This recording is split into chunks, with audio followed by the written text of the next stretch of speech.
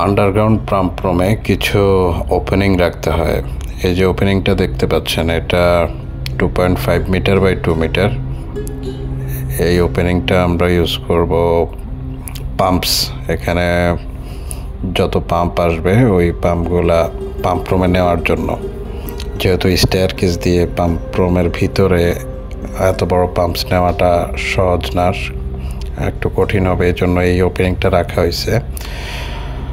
আর এই যে ওপেনিংটা দেখতে পাচ্ছেন রেড মার্ক করা প্লাইয়ের উপরে, এইটা 180 সেন্টি বাই 50 সেন্টি। এটা আমরা ইউজ করব ফায়ার ফাইটিংয়ের 4 ইঞ্চ 6 ইঞ্চ যে জিআই পাইপগুলো এই দিক দিয়ে পাম্প রুম থেকে ওপরের ফ্লোরে যাবে। আমাদের ইলেকট্রিকের ওপেনিংটাও এখানে 50 সেন্টির একটা ওপেনিং। আমাদের ইলেকট্রিকের এলবি রুম থেকে যে কেবল আসবে পাম্পের আইসোলেটার জন্য এদিক দিয়ে আসবে।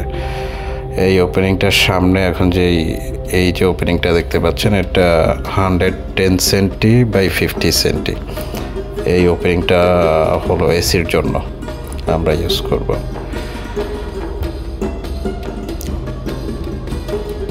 আপনারা যখন পাম্প রুমে স্ল্যাব হবে তখন এই ওপেনিংগুলো এনশিওর করবেন। এগুলো না রাখা হলে পরবর্তীতে অনেক প্রবলেম দেখা যায়। এখানে কিছু পাইপ রাখা হয়েছে।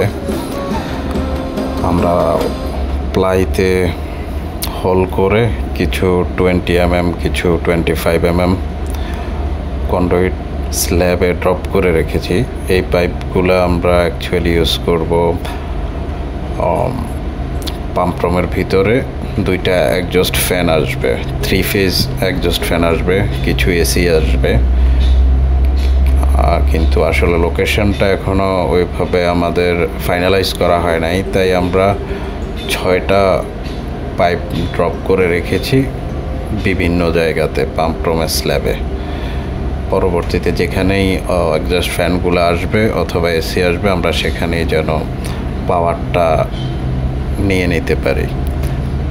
এই যে আপনারা দেখতে পাচ্ছেন কিছু পাইপ স্ল্যাবে আমরা হোল করে নিচের দিকে ব্যান্ড করে পাম্প রুমের ভিতরের দিকে রেখে দিয়েছি। এটা একটা ওপেনিং।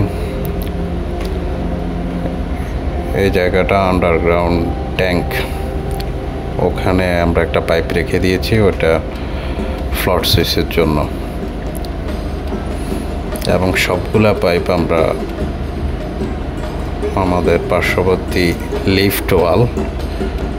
লিফটের ওয়াল হয়ে এগুলা স্ল্যাবে যাবে, গ্রাউন্ড ফ্লোরের হাই লেভেল স্ল্যাবে। সেখান থেকে যেটা ডিবিতে যাওয়ার সেটা ডিবিতে যাবে। আর ফ্লট সুইচের পাইপগুলা সরাসরি রোপ পর্যন্ত যাবে।